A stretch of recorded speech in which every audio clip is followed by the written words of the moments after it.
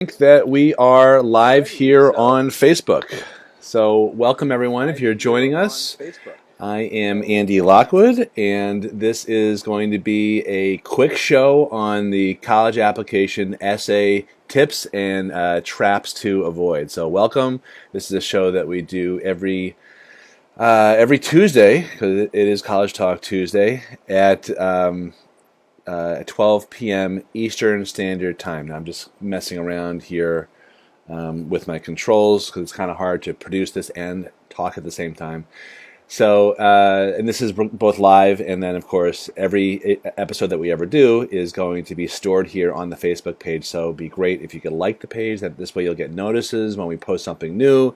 It'd be awesome if you could pass it along to friends if you find that this is valuable information. And what I wanted to do was to, before we get into the content, just make a couple of quick points of interest or announcement. It is now the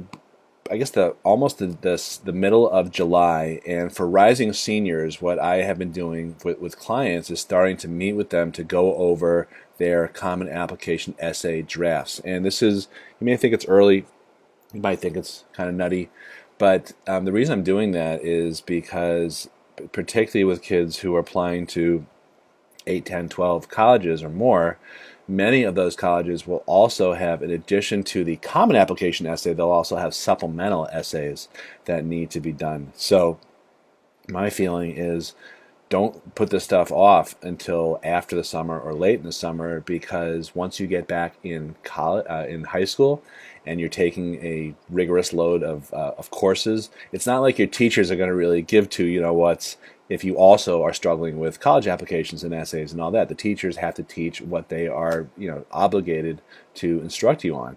So the best bet, in my opinion, is to get the common application essay done in July, if it's possible. At least do 1 or 2 drafts, if not completely finishing it. And then in August, when the rest of the essay questions come out, the supplemental essay questions come out from the colleges themselves, then you can turn to those and bang those out. And the supplemental essay questions, number one, not every college requires them, and number two, they tend to be shorter and a little bit more focused and ask questions like, what is it about our college that makes you want to go here? Please regurgitate our website in 250 words or less. Okay, I'm exaggerating a little bit, but you know what I mean. But the common application essay is a little bit longer, 650 word max. You get a choice of 5 essay prompts, and you choose one, and you answer it. So what I'm going to do today is a hyper-shortened version of some tips and mistakes to avoid, some traps to avoid on the common application essay. And I also wanted to announce that on, I believe it's Thursday night, Thursday the 14th, for our clients and members of our course, The Incomparable Applicant, we are doing a live webinar that night at 7:30, and it's going to be me and at least one, if not 2, of our essay consultants, each of whom worked in admissions at the University of Chicago, and we are going to be going line by line, word by word through each of the 5 essay prompts, just to sort of reverse engineer exactly what the questions are asking and what admissions officers in particular are looking for. So that's Thursday night, and I'll give you information at the end of this. If you want to join us, I'll give you a little promotional thing to sign up. Otherwise, what I'm going to be doing today in roughly 10 minutes is I'm going to be going through some tips and traps here. So what I am going to do here is switch over my screen, and what you should see now is a black hole. That's really not what I was hoping for. Maybe I'm not having such good bandwidth here. Bear with me. Let me just see what's going on. Okay, we're good. So we're going to talk in the next 10 minutes, tips and traps to avoid. So number one, the biggest mistakes I think that I see are people who are writing what they think that they want what the admissions officers want to read. So in other words, what they actually want to read is different than what many kids think admissions officers want to read. And what do I mean by that? I think in general there's a tendency to try too hard to be impressive, or to make a mountain out of a molehill, or something like that. And by the way, any questions you have about what I'm saying? Number one, I'm going really fast, and I can't I can't compress a 2-hour presentation into 10 minutes. We are doing the 2-hour presentation in a couple of days. But if you have any questions, post them here. Once I get through these 5 mistakes, I'm going to switch back to the comments and try to pick up any questions or comments that I got. And anything that comes in afterward, I'll just post them on this page. So for example, in terms of trying too hard, I think that a lot of kids, when they look at there's an essay prompt about an obstacle that you've overcome. And let's face it, most kids who are applying to college, at least the ones that I see in my little bubble, most middle class and upper middle class kids, really have not encountered that much of an obstacle. Now, that being said, I do see a few times a year real obstacles that kids have overcome, such as an awful situation among the parents, a divorce, or even a death, or it's horrible types of things. And in that case, that is very appropriate to talk about. But being cut from a team, that is a little on the cliche side. I think if that is all you have to talk about, and you're the most comfortable answering that essay prompt about an obstacle that you've overcome, and that's the best you got, I think then the task to do is to diffuse it a little bit and say something along the lines of, look, I realize in the scheme of things, if this is the worst thing that ever happened to me, things aren't so bad. But when I was cut from the basketball team, I felt like it was the end of the world. So I think that's the way you do it, as opposed to trying to, create some sort of huge meaning, some mountain out of a molehill, and try to be really, really deep. I had a kid a couple of years ago who, just to be totally blunt, he was kind of a jockey guy, not dumb, but not the most intellectual guy, not a deep thinker, just like a party boy. And right now he's going to school. He belongs to a fraternity, and he's having a great time. And that's what he should be doing. His first draft of his essay did not reflect that type of personality at all. It was about him ascending a mountain, and as he got to the top and looked down, and he saw all the people with a different perspective, and he tried to read into that and relate to them, for essay purposes, that they really weren't as different, from this perspective as he gazed down as they were when he was on the ground. And I was like, dude, you went skiing, right? He's like, yeah. I was like, so you went up the ski lift and you're about to go down the mountain. You really had these thoughts? He's like, nah. I just someone told me I should I should write this, and I was like, okay, so let's scale that back a little bit, and that's the point. If you try too hard, it's going to be sniffed out by the admissions officer. It's perfectly okay to write a slice of life type of essay. In fact, it's probably better, instead of trying to find some huge deep meaning about something. It's better off if it's just a little thing, a little anecdote that happened to you and what it meant to you, not this highfalutin type of thing.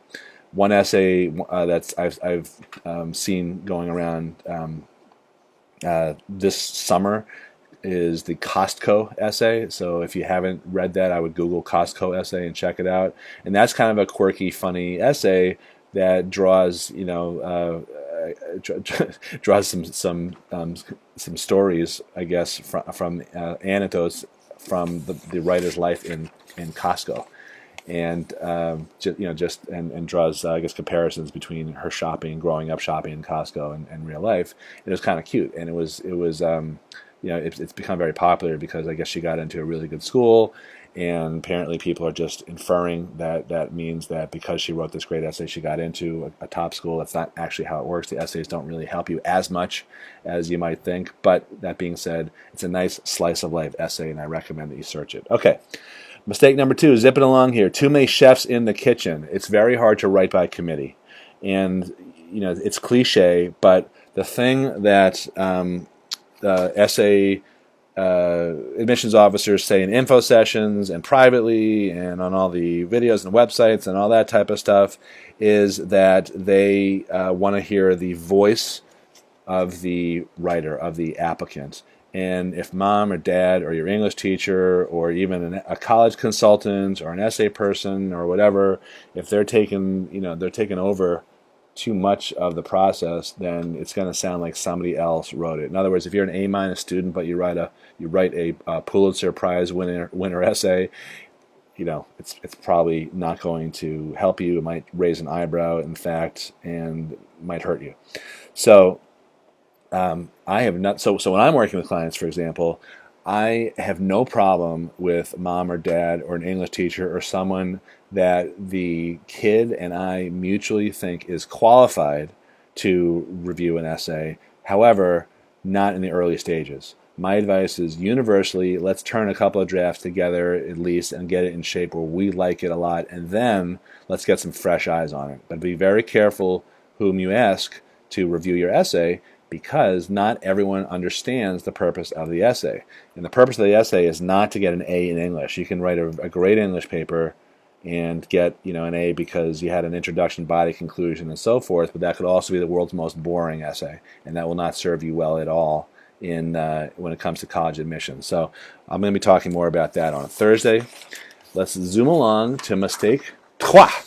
Failure to answer the prompt. This is like a combination of common sense and like a little depressing, at least for me, because it is shocking how many essays I read where they're very happy with the essay, the kid that wrote it, and I'm looking at it and I'm like, well, okay, well, it's a great essay, but what question are you answering? There's 5 questions, and it's very hard for me to figure out, which one you're addressing. Now, granted, they are open-ended, these questions, so they are malleable, but you still have to make sure that when it's all said and done, you're answering one of the 5 prompts. And again, we'll be talking about those prompts in my webinar in a couple of days, but you can look them up. You can Google common application essay prompts. There's one about your background or story. There's one about an obstacle that you overcame. There's one about transitioning to adulthood, and there's a couple of others. And like I said, sometimes one essay can be angled toward more than one prompt, but it can't be angled toward no prompt. And the same thing happens sometimes when a kid says, "Hey, we wrote this essay in class. Our assignment was to write a college essay, so I wrote this. What do you think?" And I'll say, "Well, what question were you answering?" And the kid says, "Oh, well, my teacher just said write a college essay, or write a personal statement." And my response is, yeah, that was the college essay, maybe 3 years ago and 30 years ago. But now there are specific prompts that, again, they do give you a lot of room to write about yourself because that's what they're designed to do. But they still are specific questions that need to be answered. So be very, very careful. You don't want to blow your... Now, like I said, an essay is not as important as kids think it is, but you don't want it to hurt you either. And if you turn in an essay that does not answer the prompt, you're going to negatively impact your chances of getting to the school because you're going to, demonstrate that you can't follow directions, which in college applications ain't great. Mistake number 4, writing like you ate a thesaurus. A friend of mine, Randy Levin, who's an essay consultant, has a line, something along the lines like this. He's really funny. And this is pretty, it almost speaks for itself. You don't want to substitute $10 words when a nickel word will suffice. You don't want to say quotidian instead of ordinary, or you name it. I'm not gonna bore you with that. I'm not gonna show off my massive vocabulary. But if you because it annoys even me, if you use all sorts of words like myriad and plethora and so on and so forth, they don't help you at all. The best essays are not forced. They sound conversational. Granted, cleaned up conversational. Not texting conversation. Not not a lot of LOLs and LMFAO or whatever it is. But they are almost like a maybe a talk show almost. Or the essay is telling a story, and the best stories are understood easily, almost like a verbal story. So you don't, most people that you want to hang out with do not use 6-syllable words every other sentence. They are quick and distinct and clear, and they get to the point, and it's very clean. So think about it that way. Okay, last mistake here. Not letting your essay drafts breathe. So this is kind of an odd thing. I have come to, in 15 plus years of doing this, I have come to believe very firmly that much of the essay writing process happens when